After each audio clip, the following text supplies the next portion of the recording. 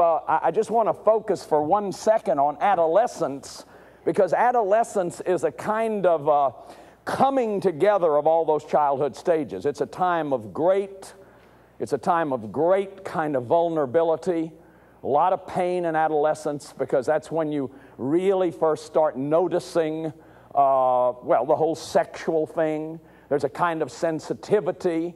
So I talk about adolescence as the in-between age, so it's the tween age, but it's really the bridge to adulthood, and it's about identity. It's kind of the really establishing of an identity that's based on our childhood foundation. Suppose you hit adolescence and you have never gotten a sense of trust, you have a lot of toxic shame, you have a lot of toxic guilt, and you have inferiority. Now, what kind of an identity is this adolescent going to have? He's going to start developing a negative identity. Like when I hit adolescence, all my shadow side came out. I was this good, wonderful boy that the nuns loved, and I had press in the neighborhood because I was such a good kid. I hit adolescence, man, I found all these guys from broken homes. We were in brothels at 13, drinking. I had alcoholic blackouts by the time I was 15. See, I went into all this negative identity or counter identity. See, a way to have an identity is be different than all these squares.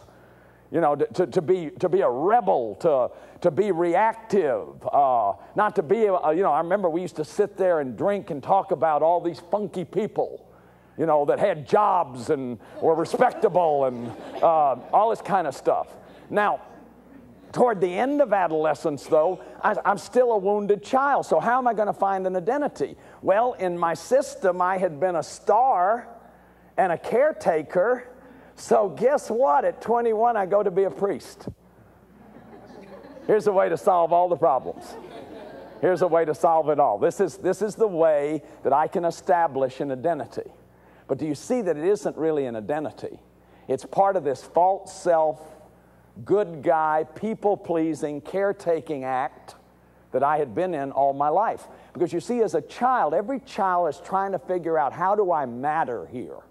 How do I matter in this family? Well, the way I mattered was by being a caretaker.